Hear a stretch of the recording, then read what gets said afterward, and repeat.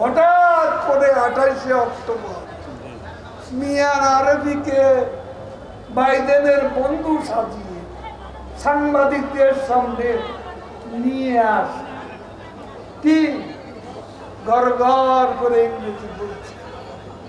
পরে দেখা গেল বাইডেনের বন্ধু ভুয়া ভুয়া ডাবল ভুয়া ডাবল ভুয়া। ওই বন্ধু এরপর গেল পালিয়ে যাবে, বাইডেনের বন্ধু পালিয়ে যাবে। এয়ারপোর্টে গেল, পুলিশ গিয়ে ধরল।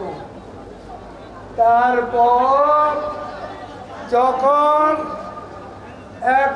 একটা দুটা গায়ে যখন ডান্ডা লাগলো, পুলিশের ডান্ডাকে আরবি তখন বরিশালের ভাষা বাংলা বলে, এখন আর ইংরেজি নাই, এখন বরিশালের ভাষা বাংলা বলা শুরু করছে।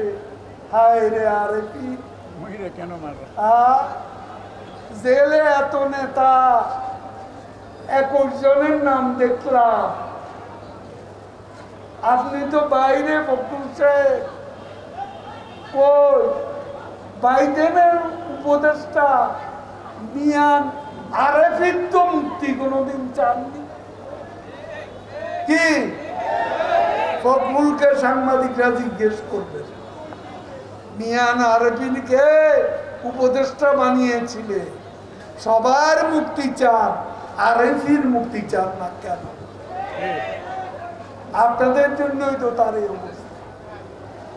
জেল জুলুম আজকে তার উপরে চলছে। প্রিয় ভাই ও বোনেরা, আওয়ামী লীগকে প্রস্তুত করুন। তার আগে আমি বলবো, বাড়াবাড়ি কেউ করবেন না। সারা বাংলাদেশে সবার উদ্দেশ্যে বলছে, বাড়াবাড়ি করবেন না। ক্ষমতার দাপট কেউ দেখাবেন না, কাউকে ক্ষমা করা হবে না। শেখ হাসিনা শূন্য সহিষ্ণুতার নীতি, দুর্নীতির বিরুদ্ধে মুখে অত আওয়াজ নেই, কিন্তু কাজের বেলা দুর্নীতিবাজদের কারো ছাড় নেই, কারো ক্ষমা নেই। এটা শেখের বেটি শেখ হাসিনা নেত্রী বাংলাদেশকে দেখিয়ে দেবে ইনশাআল্লাহ দুর্নীতির বিরুদ্ধে তিনি কতটা কঠোর হতে